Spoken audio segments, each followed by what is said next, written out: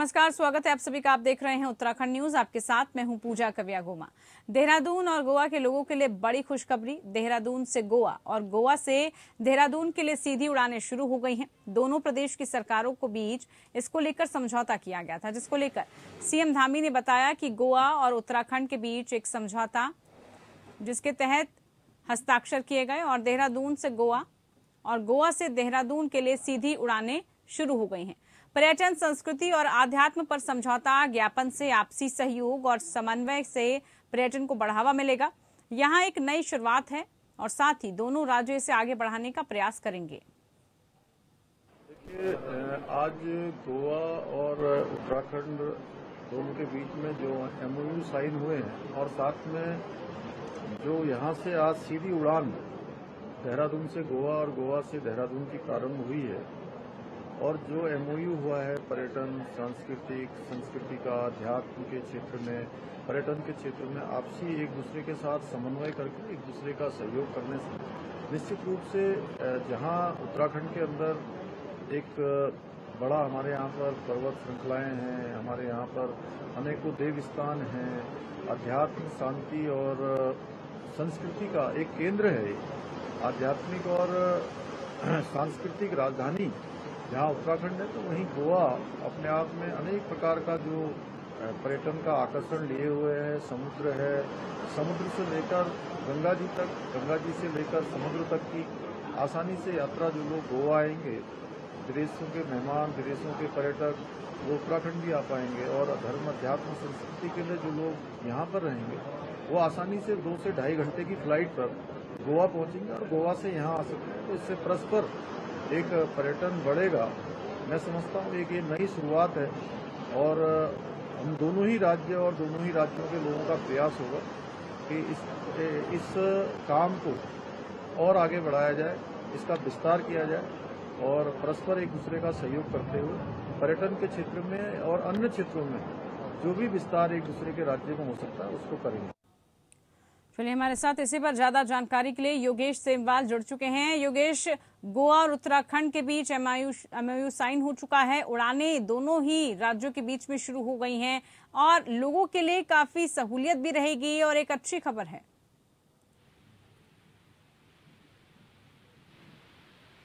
योगेश, आवाज मिल रही है आपको?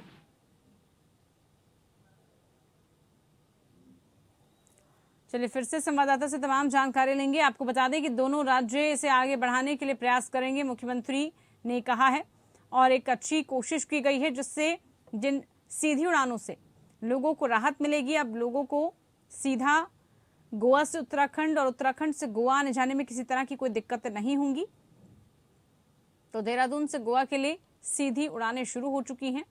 दोनों राज्यों ने जो एमओयू है वो साइन भी कर लिया है। वैसे में आगे ये कहा जा रहा है कि दोनों राज्यों के इसके बाद अच्छे संबंध भी स्थापित होंगे और पर्यटन के लिहाज से भी दोनों के लिए काफी महत्वपूर्ण है। इससे टूरिज्म बढ़ेगा, जो पर्यटक आएंगे उनको दिक्कतें नहीं आएंगी, वो आराम से इन उड़ानों के जरिए एक से दूसरे राज्य में आ सकते हैं। तो देहरादून से गोवा के लिए सभी उड़ानें शुरू कर दी गई हैं। मुख्यमंत्री ने भी इसको लेकर जानकारी दी और बताया कि कितना ज्यादा लोगों के लिए ये कोशिश अच्छी है ताकि लोगों को सहूलियत मिले इससे, और पहले जिस तरह की परेशानी आती थी अब वो परेशानी दूर की गई है।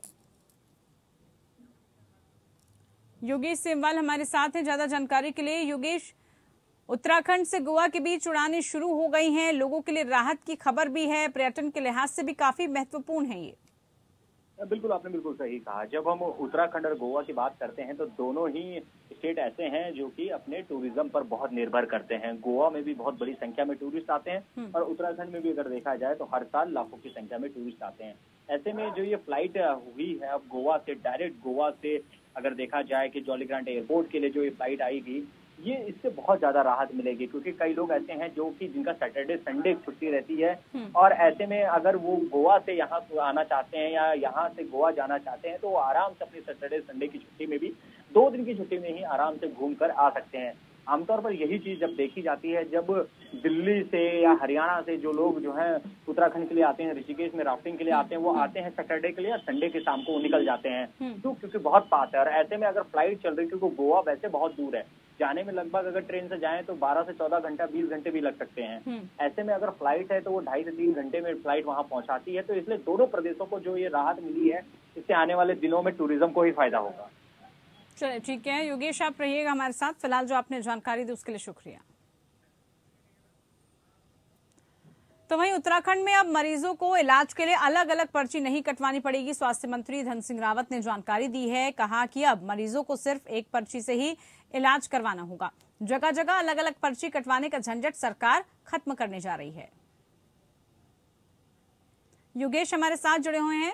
योगेश, मरीजों के लिए काफी राहत की खबर है, क्योंकि पहले उनको अलग अलग जगह, हर जगह लाइन में लगकर अलग अलग पर्चियां बनवानी होती थी, लेकिन अब एक ही पर्ची से कहा जा रहा है कि वो अपना इलाज करवा पाएंगे।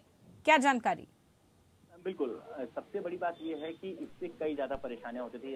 एक तरह से उदाहरण अगर दिया जाए कि देहरादून के 2 बहुत बड़े हॉस्पिटल हैं, दून हॉस्पिटल की बात करें और कॉरोनेशन हॉस्पिटल की बात करें, तो अगर कॉरोनेशन से कई सारे लोग ऐसे होते हैं जिन्हें दून हॉस्पिटल भेज दिया जाता है और उन्हें फिर लाइन में, लंबी लाइनों में लगना पड़ता है। ऐसे में अगर एक ही पर्ची में दोनों जगह होगा तो इसका फायदा सीधे तौर पर उस मरीज को होगा जो इलाज कराने जा रहा है, और इलाज कराने के समय उसको घंटों अब लाइन में नहीं लगना पड़ेगा। आमतौर पर सरकारी हॉस्पिटलों की बात करें तो कई घंटों तक की लाइनें लगी रहती है पर्ची काटने के लिए। ऐसे में बहुत अच्छा निर्णय है।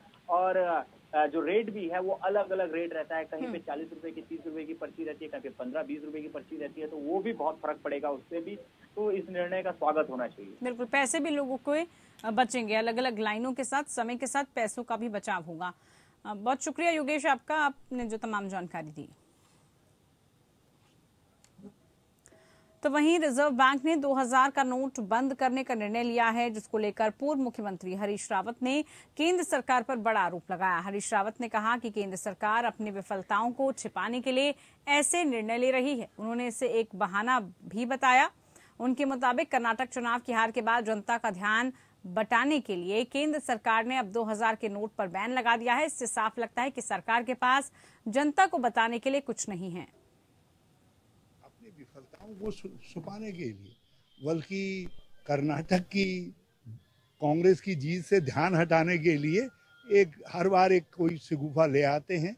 जब कोई ऐसा मुद्दा होता है तो इस बार 2000 रुपये का नोट बंद कर दिया। अब देखते हैं कितना काला धन सामने आता है। और सत्यता यह है कि ये सार्वजनिक एडमिशन है, स्वीकारोक्ति है मोदी सरकार की कि उनकी नोटबंदी फेल हो चुकी है। अर्थव्यवस्था के साथ इस तरीके का खिलवाड़ नहीं चल सकता। देहरादून से दिल्ली के बीच दौड़ने वाली वंदे भारत एक्सप्रेस को लेकर इंतजार की घड़ी अब खत्म होने वाली है। 25 मई को पीएम मोदी देहरादून में इस सेमी हाई स्पीड ट्रेन को हरी झंडी दिखाएंगे। 25 मई को सुबह 11 बजे उत्तराखंड को पहली वंदे भारत ट्रेन की सौगात मिल जाएगी। दिल्ली देहरादून रूट पर वंदे भारत एक्सप्रेस के चलने से ट्रैवल टाइम और कम हो जाएगा। वंदे भारत एक्सप्रेस ट्रेन के उद्घाटन समारोह में उत्तराखंड के मुख्यमंत्री पुष्कर सिंह धामी और केंद्रीय रेल मंत्री अश्विनी वैष्णव मौजूद रहेंगे। अभी देहरादून से दिल्ली जाने के लिए 6 ट्रेनों की सुविधा है और वंदे भारत ट्रेन 7वीं गाड़ी होगी। वंदे भारत एक्सप्रेस के चलने से दिल्ली और देहरादून के बीच यात्रा का समय घटकर सिर्फ 4.5 घंटे रह जाने की उम्मीद है। इस सुविधा के साथ नेशनल कैपिटल से देहरादून पहुंचने के लिए रेल मार्ग पर सबसे तेज विकल्प बन जाएगा। वर्तमान में 6 ट्रेनें राज्य की राजधानी और राष्ट्रीय राजधानी के बीच संचालित होती हैं। इनमें शताब्दी, Janshatabdi, Uttaranchal express, Mussoorie express, Dehradun, Indore, Ujjain express और नंदा देवी एसी सुपरफास्ट हैं, जो 5.5 से 9 घंटे से ज्यादा का समय लेती हैं। ऐसे में वंदे भारत इस रूट पर यात्रा करने वालों को काफी समय बचाएगी। हमारे देश के प्रधानमंत्री आदरणीय मोदी जी बने हैं, तब से लेकर उत्तराखंड को अनेकों सौगातें मिली हैं। उस सौगात की कड़ी में वंदे भारत भी जुड़ गया है। मैं उसके लिए माननीय प्रधानमंत्री जी का दिल की गहराइयों से उनका अभिनंदन करता हूं, उत्तराखंड की देवतुल्य जनता की तरफ से, कि उन्होंने वंदे भारत की सौगात दी है। साथ में रेल मंत्री जी का भी धन्यवाद करता हूं। निश्चित रूप से वंदे भारत के चलने से उत्तराखंड वासियों को बहुत बड़ा लाभ होगा, बहुत बड़ी सहूलियत होगी, आसानी। टिहरी जिले के नरेंद्रनगर में 25 से 27 मई को G20 की बैठक होने वाली है। ऐसे में इसकी तैयारियां आखिरी चरण में है।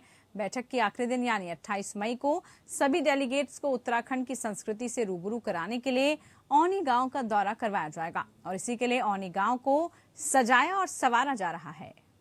समिट के लिए उत्तराखंड की जो दूसरी मीटिंग है वो नरेंद्रनगर में होने वाली है और उसके लिए आप देख सकते हैं राज्य सरकार की तरफ से औनी गांव जो है उसको तैयार किया जा रहा है। 28 तारीख को यहाँ पे डेलीगेट्स जो हैं वो पहुंचेंगे और इस गांव का विजिट करेंगे। 25 से 27 तक मीटिंग्स का दौर नरेंद्रनगर में जारी रहेगा और औनी गांव को खास तौर पर तैयार किया जा रहा है इस विजिट के लिए। और हमारे साथ इलाके की नरेंद्रनगर की बीडीओ इस समय हैं, उनसे जानेंगे कि सबसे पहले श्रुति जी ये बताइए कि क्या इंतजाम आप लोगों ने क्या ध्यान में रख के औनी गांव को किस विजन के साथ तैयार किया है? इसको सिलेक्ट करने का जो सबसे पहला उद्देश्य था वो ये था, क्योंकि ये जो डेलीगेशन रुक रहा है वो वेस्टर्न में रुक रहा है, तो हमें वेस्टर्न के आसपास के दायरे में ही किसी गांव को सिलेक्ट करना था। फिर औनी गांव में कुछ हमें जैसे डेलीगेशन आएगा तो उसके लिए थोड़ा एक स्पेस हमें ज्यादा चाहिए था, तो औनी गांव में हमें वो मिला। फिर इसकी लोकेशन अपने आप में बहुत अच्छी है। फिर विजन हमारा ये था कि इसी बहाने से अगर गांव में कुछ डेवलपमेंट के काम हो सके, और चूंकि उत्तराखंड सरकार पलायन को रोकने के लिए बहुत सारी अपनी स्कीम्स भी चला रही है, उसका एक कहना चाहिए एक सपना भी है कि पलायन रोकथाम में हम कुछ कर पाए। तो उन्हीं सब चीजों को दिमाग में रखते हुए हम लोगों ने सोचा कि यहाँ पे कुछ इस तरह की मूलभूत जो सुविधाएं हैं उनको अच्छा करते हैं और बेहतर करते हैं। तो इसी को ध्यान में रखते हुए हमने आंगनबाड़ी भवन को मॉडर्नाइज करने की कोशिश की है। इसके अलावा बेसिक स्कूल, क्योंकि शिक्षा कहीं भी बेहतर होगी तो लोग जो यहाँ से पलायन करते हैं उत्तराखंड में, उसका मुख्य जो कारण रहता है वो बच्चों की शिक्षा से संबंधित होता है। तो अगर शिक्षा गांव में अच्छी मिलेगी तो पेरेंट्स नहीं चाहेंगे कि उनका बच्चा बाहर जाए। हम ये देख रहे हैं कि पूरे गांव में जो स्थानीय कलाकृतियां हैं उससे इसको पेंट किया गया है, जो लोकल आर्ट है, तो वो क्या थीम है जिस पर आप लोगों ने इस पूरे गांव को डेवलप किया है? थीम तो बेसिकली उत्तराखंड का कल्चर ही है, ताकि पेंटिंग्स के थ्रू हम उत्तराखंड के कल्चर को दिखा पाएं। और पेंटिंग एक ऐसी चीज है, खूबसूरती जिससे निखर के आ जाती है। गांव अपने आप में खूबसूरत है और एक टूरिस्ट विलेज के रूप में भी ये डेवलप हो सके, इसको ध्यान में रखते हुए भी हमने पेंटिंग्स को इस तरह से सजाया है ताकि सारे घर दूर से आकर्षित करें अपनी तरफ। तो जो डेलीगेट्स अब यहाँ पर आएंगे औनी गांव में, क्या क्या उन्हें देखने के लिए मिलेगा यहाँ पर? देखने के लिए तो वैसे गांव की अपनी एक खुद की संस्कृति होती है, तो हम चाह रहे हैं कि वो उससे रूबरू हों अपने आप से।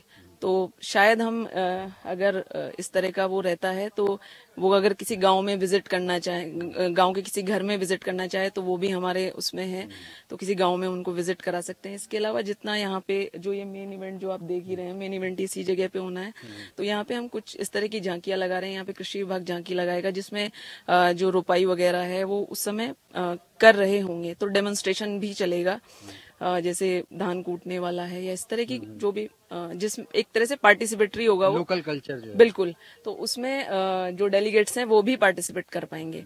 और यहाँ पे फिर कुछ कल्चरल प्रोग्राम्स हैं, बाकी उनका लंच वगैरह यहीं पे किया जाएगा।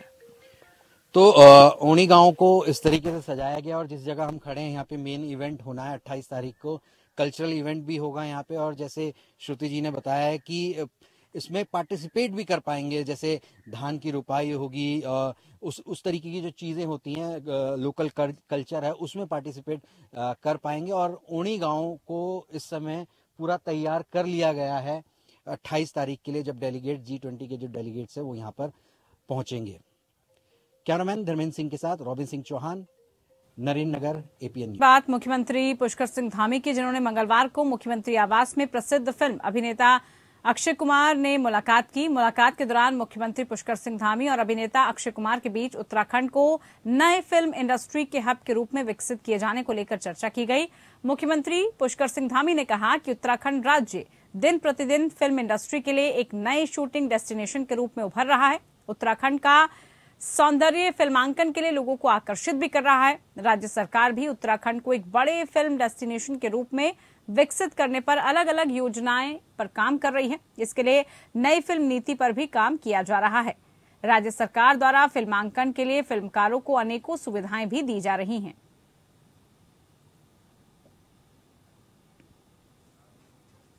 तो वहीं बॉलीवुड अभिनेत्री कंगना रनौत हरिद्वार पहुंची, जहां कंगना ने दक्षिण काली पीठ पहुंचकर पूजा अर्चना की और आचार्य महामंडलेश्वर स्वामी कैलाशनंद का आशीर्वाद लिया। कंगना केदारनाथ और बद्रीनाथ की यात्रा के लिए हरिद्वार पहुंची हैं। कुछ दिन पहले भी कंगना हरिद्वार पहुंची थी, लेकिन खराब मौसम की वजह से यात्रा नहीं कर पाई थी। कंगना ने द केरला स्टोरी और कश्मीर फाइल्स जैसी फिल्मों को सराहा और बताया कि जल्द ही उनके द्वारा निर्मित फिल्म इमरजेंसी भी लॉन्च होने वाली है। कंगना ने कहा कि सनातन धर्म अनंत है, जितनी जानकारी ली जाए उतनी कम है। ऐसी धार्मिक यात्राओं पर आने से अच्छे विचार, अच्छी सीख और अच्छे प्रवचन सुनने को मिलते हैं। फिल्म बैन होने पर कंगना ने कहा कि जो राज्य सेंसर बोर्ड से पास हुई फिल्मों पर बैन लगाते हैं वो संवैधानिक बॉडी सेंसर बोर्ड का अपमान है। देश में इससे गलत संदेश जाता है। पिछली बार मौसम खराब हो गया था तो हमारे दर्शन नहीं हो पाए थे, तो हम दर्शनों के इच्छुक हैं, फिर से आए हैं, फिर से हम प्रयास कर रहे हैं। तो अभी ऐसा है कि महादेव जी के दर्शन इस बार मिल जाए। मैडम इस बार आए हैं, आप गुरु जी जा कुछ दीक्षा भी लेने, उनके प्रवचन भी सुनने जा रहे हैं, क्या मन में सोच के आई है? देखिए, हरिद्वार की यात्रा होती है तो बड़ी ही पावन होती है। इस तरह के विचार होते हैं, अच्छे प्रवचन सुने, अच्छी बातें सुने, अच्छी सीख ले, धर्म की लेके, सनातन को लेके। सनातन तो हमारा देखिए कितना अनंत है, उसके बारे में जितना भी हम सुने, सोचे, समझे उतना ही कम है। तो ये अच्छा, जब हरिद्वार में आने का मौका मिलता है, कुछ पुण्य कमाने का मौका मिलता है, तो हम ऐसे क्यों, यही विचार रहते हैं हमारे। द केरला मूवी इस समय काफ़ी चर्चा का विषय बनी हुई है, आपका क्या कहना है? देखिए, जो फिल्में लोग सराहते हैं, जो लोगों को अच्छी लगती है, तो उसके लिए हमारी फिल्म इंडस्ट्री को उससे जो है किसी न तरह का लाभ ही होता है। और हमेशा फिल्म इंडस्ट्री से शिकायत रहती है कि आप जो लोग देखना चाहते हैं या जिस तरह के उनकी रुचियां हैं उस तरह के आप फिल्में नहीं बना पाते हैं। तो आई थिंक अब ये इस तरह की फिल्में आती हैं तो कहीं ना कहीं वो शिकायत दूर हो जाती है, क्योंकि ज़्यादा से ज़्यादा तादाद में लोग जा रहे हैं फिल्में देखने के लिए। वहीं पूर्व प्रधानमंत्री वीपी सिंह की पोती अद्रिजा मंजरी सिंह ने उड़ीसा के पूर्व मुख्यमंत्री के पोते यानी कि अपने पति राकेश समेत ससुराल वालों पर मारपीट करने का आरोप लगाया और साथ ही देहरादून पुलिस की कार्यप्रणाली पर सवाल खड़े करते हुए सुरक्षा देने की मांग की है। अद्रिजा ने ससुराल वालों से अपनी जान को खतरा बताया। अद्रिजा ने देहरादून पुलिस पर आरोप लगाते हुए कहा कि इस मामले को एक आईपीएस मामले को मैनेज कर रहा है, क्योंकि उनका जेठ और आईपीएस देहरादून से ही हैं, एक स्कूल में पढ़े हुए हैं। अद्रिजा का यह भी आरोप है कि आईपीएस मामले को मैनेज कर रहा है और इसलिए पुलिस इस मामले में कोई भी कार्रवाई नहीं कर पा रही है। आज कुछ मीडिया बंधुओं के माध्यम से हमें पता चला है कि हमारी पत्नी श्रीमती अद्रिजा मंजरी सिंह एक प्रेस कॉन्फ्रेंस बुलाई थी। मैं आपसे ये कहना चाहता हूं कि मेरे घर में मेरे पत्नी ही नहीं, 2 साल से उनकी बहन ऋचा मंजरी सिंह, महीने में 10-15 दिन उनके पिता श्री अजय सिंह आकर रह रहे हैं। सहारनपुर के कुछ भूमाफिया के साथ उनका इन्वॉल्वमेंट है और मेरे जुटाएंगे। फिलहाल के लिए इतना ही। नमस्कार।